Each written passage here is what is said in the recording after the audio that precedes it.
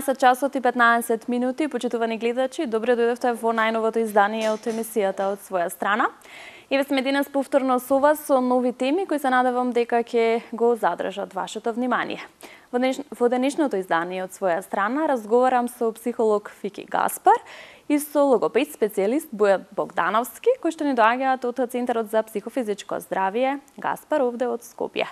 Ви благодарам, дечки, на тоа што се одзвавте и ја прифативте мојата покана да бидете дел од своја страна.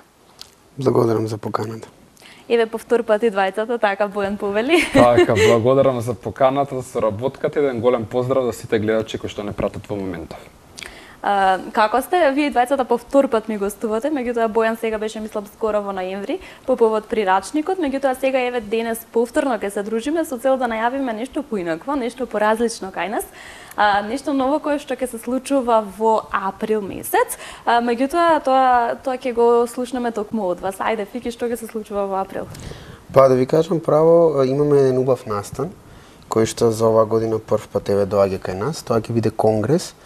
Ние го крстивме логопедско-дефектолошко-психолошки конгрес, Так. да, кој што ќе се одвива на 9 и 10 април оваа година. Целата, која што ќе позборуваме малку повеќе и со Бојан, за тоа ние некои практики кај нас и одредени диагнози и одредени дејности малку поубаво да ги промовираме и теоретски, но предноста и што практично сакаме да им донесеме на сите гости кои што ќе учествуваат, дали се тоа студенти или родители, или луѓе кои што можеби се затекнати од некоја диагноза ние која што ја работиме, па и многу професионалци, да прикажеме ние како го работиме тоа и позитивна пракса, нели, резултати кои што имаме од нашата работа. Така да ова мислам дека ќе биде доста интересно со оглед на тоа, пред малку позборувавме пред емисијата и со самото тоа дека веќе некое време заради вирусот и немаме баш некој си таков настан, би било убаво да почнеме оваа година кога мерките малку се и намалени, иако нели сепак ќе биде заклучно на дадените законски регулативи, да видиме како ќе го изведиме тоа, да малку да дадеме дел од праксата и од резултатите кои што сме ги постигнали. Логопедско-дефектолошки психолошки конгрес за прв пат организиран од Центарот од каде што ни доаѓате, нели Гаспар? Центарот, што значува ваквиот конгрес, од каде доаѓа целокупната идеја за еве да се одржи ваквиот конгрес на ниво на држава? Знаете како, во ова ковид пандемија која што трае неколку години веќе, каде што сите некако сме оддалечени едни од други, беше многу тешко да се направи нешто вака и сите ни одржувавме онлайн вебинари или пак евентуално семинари со по неколку луѓе кои што нели сите видат на дистанца, па влегуваат група по група, но сепак немаше доволно голема пракса и теорија како би им се понудила на сите оние кои што сакаат да слушаат за тоа. Тоа се логопеди, дефектолози, психолози, студенти, други медицински лица и така натаму. И сега веќе кога времето нели затоплува и очекуваме дека ќе се подобри целата состојба со ковид пандемија, кога се повеќе луѓе се вакцинираат, очекуваме дека нели ќе има подобри услови за да може да одржиме нешто вака, па затоа се решивме се тоа да го вклопиме во еден заеднички настан за сите овие три области, односно сите овие три струки, со тоа што ќе понудиме дводневна пракса, дводневна теорија и пред се едно големо и добро дружење и сметам дека ова ќе биде можеби еден од најголемите настани од овие области кои ќе се случи оваа година. Така, од самото име на конгресот претпоставувам станува збор за 3 гранки, од кои што 3 гранки ќе има и посебни предавачи, така? Тоа е предвидено? Така, тоа е предвидено, значи покрај логопедско-дефектолошката и психолошката гранка, тие малку ќе ги раздвоиме со тоа што ќе дадеме малку и невропсихолошко, но идејата е пошто ние како тим работиме на целата работа да ги интегрираме заедно. Еве пример, убаво спомнавте, значи во однос на невропсихолошката гранка имаме предавач Тина Васков, кој што е невропсихолог, кој што ни доаѓа од Центарот Когниција.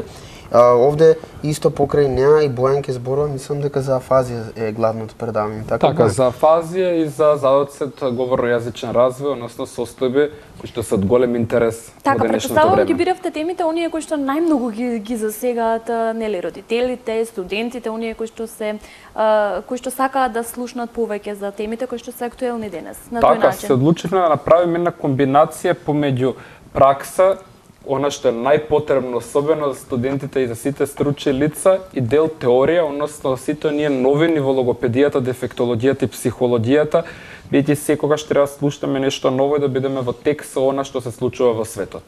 Кои сте предавачи ќе можеме да ги видиме и да слушнеме од нив за нивната професија? Дел од предавачите ни се доктор Олгица Јотовска, таа ни е педијатар и она ќе ни зборува за биомедицински пристап на нарушување како аутизам и одредени други согласно на предавањето кое што го има спремено. Професор Горан Едински ни исто така, со што ќе има и практичен дел на дефектолошко досие, кој што најверојатно покрај тоа ќе има и дефектолог со него кој што ќе се сработи. Значи практично да се види како се применува на клиент. Што знаете, едно е кога ќе го слушнете вие теоретски, многу подруго е кога ќе го видите и во пракса како се работи.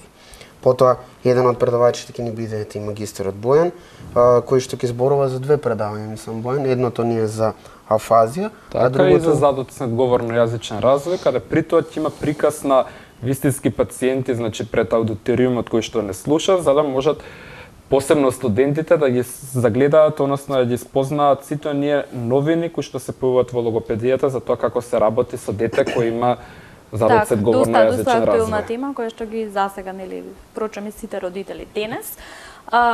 Кажете ми, што промени ковид пандемијата, дали можеби сите оние побарувања кои што ги имате во центарот доведоа до тоа да зборувате токму на тие теми, на најважните прашања на конгресот?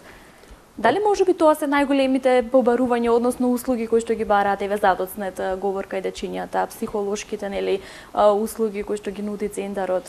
Па видите, Викторија, ние сега во однос на ковид пандемијата ја отежни доста работата, но не можам да кажам дека баш на некое поле повеќе сме фокусирани со оглед на тоа што се трудиме нели се да покриеме согласно нели по потребата.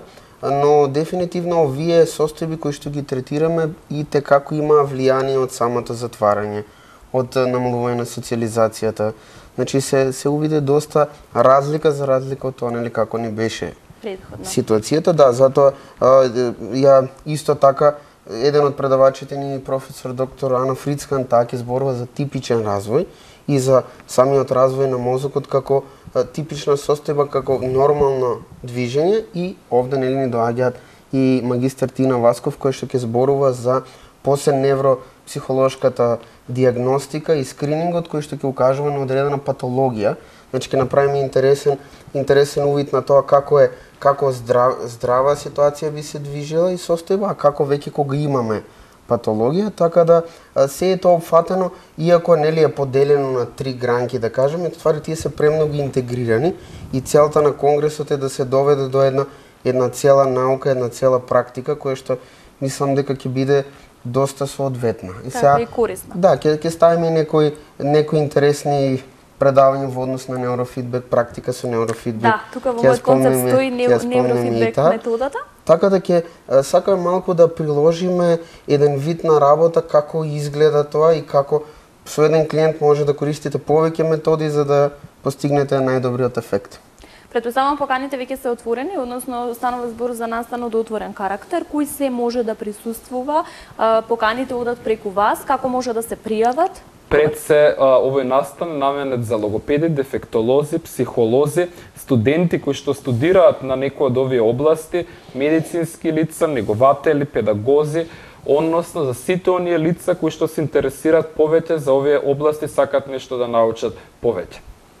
Така, има заинтересираност, веќе почнаа да се пријавуваат луѓе? Така, на наше големо задоволство, че веќе колку може би една недела е отворено пријавувањето кое што може да е отворено за сите уствари кои што се заинтересирани, се наоѓа на Facebook страната на нашиот центар, односно Гаспар Центар за психофизичко здраве, а во однос на интересот мораме на наше големо задоволство да кажеме дека е доста голем, од ден на ден сега забележуваме се поголем интерес, затоа сметаме дека ова ќе биде можеби најголемиот настан од овие области за оваа година. Така, Фики, ја спомнавме неурофидбек методата, ајде малку повеќе за неа. Ако може едноставно да ја представиме, значи таа е метода која што ги отчитува мозочните бранови и после со помош на таа дијагностика отчитување даваме одреден третман кој што прави некој бран да го покачуваме, некој да го снижуваме, кратко и јасно објаснето, ствари влијаеме на тие бранови да се подобри одредена состојба. Тоа знае да звучи малку комплицирано за некој кој што не се бави со оваа работа, но најбитно нешто што им кажуваме ние на клиентите дека неинвазивна метода и не може да направи одредена штета, пошто работи преку пазовиот рефлекс, ствари преку награда и казна. Ствари вие правите ЕЕГ, електроенцефалографија е тоа, го гледате мозокот на самата снимка и врз основа на тоа давате одредени вежби, пошто се работи и со деца и со возрастни, кои што стимулираат одреден ефект, дали е тоа покачување на концентрација, фокус, внимание или па можеби релаксација, зависно што ви треба кај клиентот, што сакате да постигнете. Но голема предност што ние увидовме во нашата работа е дека кога се комбинира неурофидбекот со другите услуги, логопедската, дефектолошката, психолошкото советување, имате доста побрз напредок во однос на ефектот што го постигнувате. И баш затоа се одлучивме да ја интегрираме во овој конгрес, затоа што ние во нашиот центар го водиме како предност и како имаме доста резултати од тоа што од самата комбинација. Така, доаѓаат ли луѓето конкретно еве за оваа метода за познаење или се веќе со неурофидбекот? Бараат ли да им се испита сето тоа? Па да ви кажам право, од моје искуство пред 5 години скоро никој не ја знаеше самата метода. Сега веќе гледаме дека и како клиентите кои што доаѓаат и родители и возрастни се веќе запознаени, имаат прочитано, мора да кажам дека и самата наша држава веќе има се повеќе и повеќе пракса во однос на центри или индивидуални терапевти кои што ја вметнуваат ова метода, затоа што гледаат баш таква позитивна пракса, па и се надевам дека и конгресот ќе ги мотивира малку специјалистите кои што си работат логопедски, дефектолошки, да се посветат да го имплементираат неурофидбекот како метода, баш затоа што ќе им се покаже ефектот каков е кога се комбинира, колку побрзо се напредува со личноста, иако еве да кажеме Бојан ние логопед и магистар по дефектологија ја работи услугата, ние заедно кога комбинираме неурофидбекот секогаш имаме попозитивни резултати, него ли кога одлучуваме клиент кој што ќе одлучи само да доаѓа дефектолошки или само логопедски, како напредува, иако секој ни е индивидуален, но на статистичко ниво гледаме стварно подобар ефект во однос на самата работа. Тоа значи дека вие како колеги се консултирате во врска со пациент кој што ќе дојде кај вас. Например, еве оди на неурофидбек, потоа се консултирате што се фали тука, на што треба да се работи. Тоа е одлично, мислам. Така, секако, значи мултидисциплинарниот пристап е најзначајниот дел од дијагностиката и од третманот, значи посебно кај овие категории на клиенти кои доаѓаат. Она што секогаш го кажуваме во нашата пракса е дека во овие струки никогаш уствари не треба да постои суета. Секогаш треба едни со други да се консултираме, да донесеме заедничко мислење, затоа што на крајот од денот сите сме луѓе и она што ние го правиме треба да им служи на оние кои што бараат помош од нас. Здравието на пациентите на крајот од денот е најважно. Бојан, покрај задоснетиот говор, што се ќе говориш ти на конгресот, ме интересира вака како магистар по дефектологија? Така, пред се треба кажеме дека ќе се одржи конгресот во 2 дена, односно на 9 и на 10 април. Првиот ден ќе имам предавање за задоцет говорно-јазичен развој. Морам тоа повторно да го нагласам, бидејќи тоа се просто состојби кои што се премногу чести во денешницата.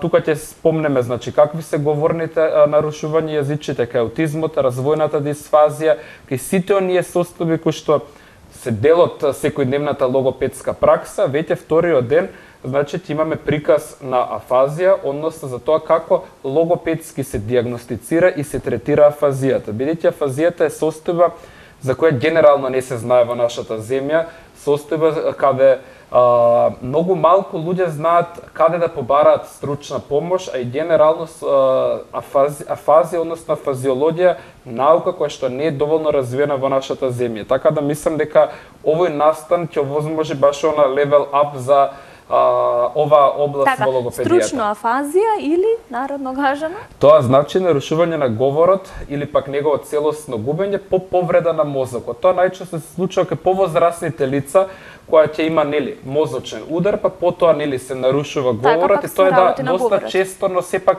пациентите не знаат подоцна каде да се обратат. Најчесто се фокусираат само на парезата, се фокусираат на самиот мозочен удар, но не и на говорот кој е исклучително важен за човекот како живо суштество. А меѓу другото треба да кажеме дека афазијата е на состојба која што станува се почести, не се појавува само кај возрастни, туку се појавува и во детска возраст. Така. Афазијата отпосле се појавува, може на пример детенцето во најраната возраст да се соочи со афазија? Така, значи како што кажавме, значи афазија се појавува генерално кај повозрасни лица, но афазија може да се појави во детска возраст. Афазијата во детска возраст не секогаш е препознаене, значи секогаш треба да се биде добар дијагностичар и добар практичар. Да, можеби ќе се измеша со ова за да одснет говори. Така, значи мора секогаш добро да се дијагностицира за потоа да може адекватно да се третира, бидејќи кога овие состојби, раната дијагностика, раната интервенција и ранниот третман се најважни од се. Така. Дали пандемијата ги зголеми посетите кај психологот денес? Па да, во однос на некои проблематики, да. Во однос на таа социјална дистанца, анксиозност, присуство на депресија почесто се го гледаме. Во однос на тие проблематики, да, и како ги зголеми состојбите, кои што се, нели, и како беа проблем, па сега да кажеме дека се поизразени, но гледаме полека веќе влегуваме втора година во целава ситуација со вирусот, се прилагодуваат малку луѓето се повеќе и повеќе, затоа што на почеток беше шок. За мнозинството беше шок тоа наеднаш затварање и повлекување дома, кој што некојаш траеше и по 4 дена, целосно затварање. Мислам дека и ние како терапевти доста подобри станавме после некој период работејќи со таа, пошто и за нас терапевтите такво затварање на поголема маса на луѓе беше нешто кое што не бевме го искусиле. Така. Иако работевме индивидуално, нели, со некои клиенти што заради некоја причина беа во одредени карантини и во такви ситуации, тоа беше многу мала популација. Наеднаш се сретнавме со ситуација каде што голема маса на луѓе веднаш влегоа, нели, и се затворија, така да имаше доста проблеми во однос на тоа и после кога се олабавија мерките се видеа тие ефекти од што се случува и импактот кој што го имаше тоа затварање најмногу удри на психолошко ниво, иако имаше и физиолошка симптоматизација. Не беше врзана само за психолошко ниво, а и кај изразени патологии, психијатриски патологии беше уште увидлива таа клиничка слика дека се влошува, на тоа согласно со делот тимот, согласно со психијатар, ние се трудевме да изменаџираме максимум колку што можевме. Така, споменавте со психијатар, можеби соработувате со одредени психијатри или се консултирате за пациентите. Мене тоа многу ме интересира, таа поврзаност, бидејќи пациентот треба навистина да му се посвети внимание и да се соработува помеѓу отделните професии. Претпоставувам имате контакти со психијатри, имаме доста контакти.